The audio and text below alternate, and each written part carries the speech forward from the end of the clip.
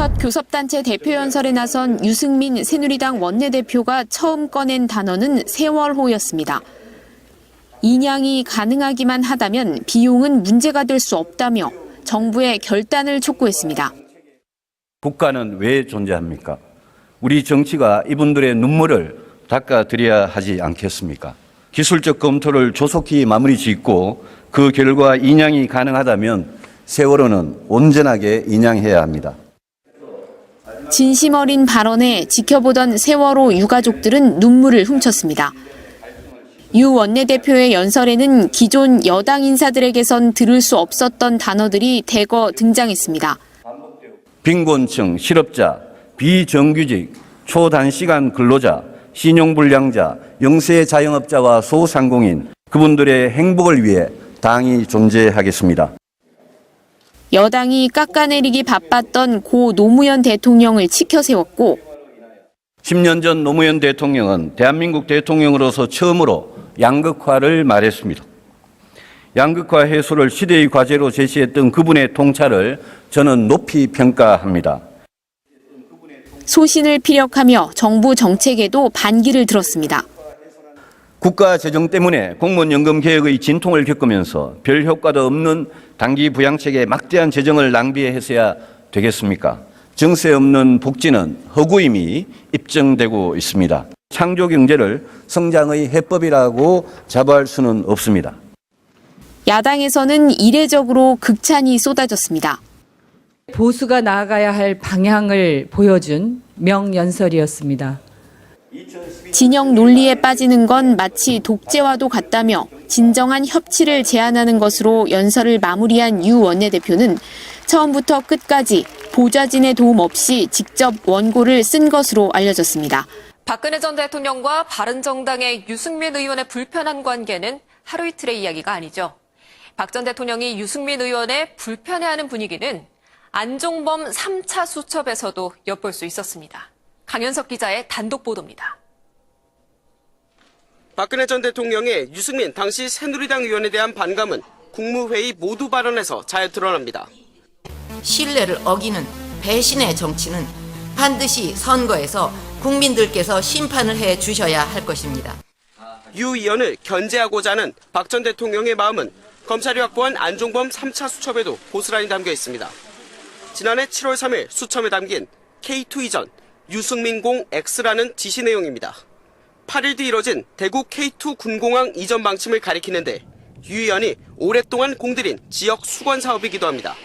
즉 K2 군공항 이전의 공이 유승민 의원에게 돌아가게 해서는 안 된다는 의미로 해석되는 대목입니다. 유 의원이 지난 총선에서 무소속으로 당선돼 새누리당에 복당했을 당시 청와대의 경계심도 수첩에서 엿보입니다. 복당 다음 날인 지난해 6월 17일 대통령 비서실장 주재 수석비서관 회의 내용입니다. 전선이 무너졌다는 심각한 표현과 함께 대통령이 타깃이됐다, 사회 분위기가 심각하다는 등의 당시 분위기가 담겨 있습니다. 박 전 대통령의 유승민 의원에 대한 불편함과 견제는 알려진 것보다 더 집요했던 것으로 보입니다. 표결을 하지 않는 이유는 주로 어떤 경우냐면 지도부나 권력자가 이제 공포 분위기를 조정한다거나 해서 국회의원들의 소신 투표를 방해하려는 의도가 있을 경우에 다 박수로 통과시킵시다. 이의 있는 사람 있습니까? 이의 있는 사람 없죠.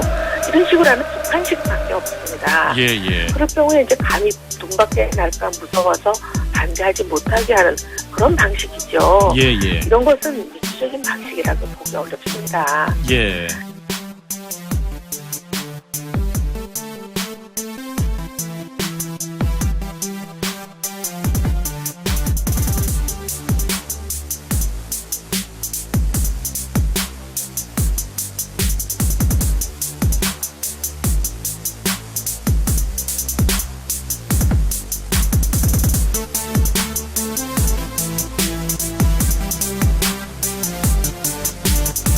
신뢰를 어기는 배신의 정치는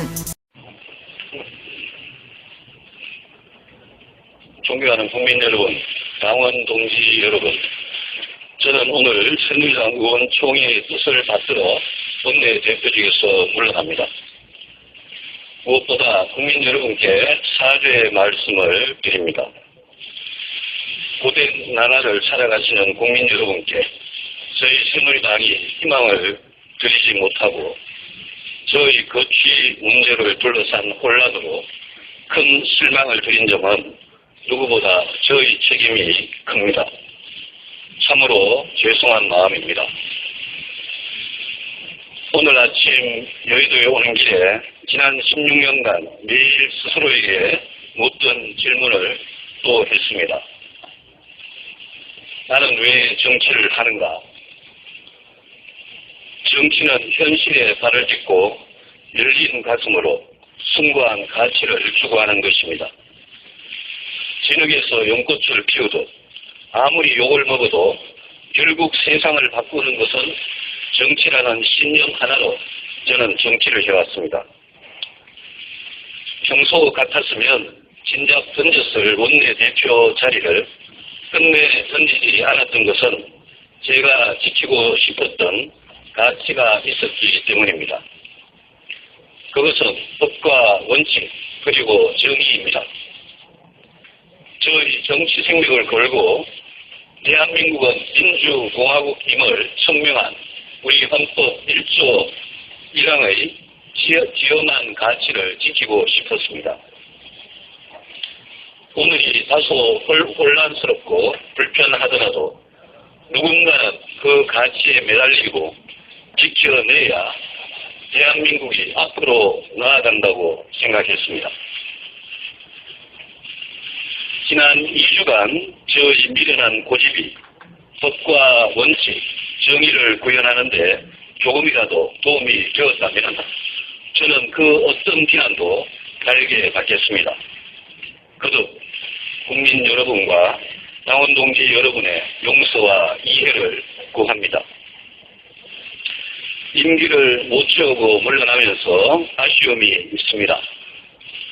지난 2월 당의 변화와 혁신 그리고 총선 승리를 약속드리고 원내대표가 되었으나 저희 부족함으로 그 약속을 아직 지키지 못했습니다. 지난 4월 국회 연설에서 고통받는 국민의 편에 서서 용감한 개혁을 하겠다. 제가 꿈꾸는 보수, 제가 꿈꾸는 따뜻한 보수, 정의로운 보수의 길로 가겠다. 진영을 넘어 미래를 위한 합의의 정치를 하겠다. 고 했던 약속도 아직 지키지 못했습니다. 그러나 더 이상 원내대표가 아니어도 더 절실한 마음으로 그 꿈을 이루기 위한 길로 계속 가겠습니다. 저와 꿈을 같이 꾸고 뜻을 같이 해주신 국민들, 당원 동지들, 그리고 선배 동료 의원 여러분께 진심으로 깊이 감사드립니다. 감사합니다.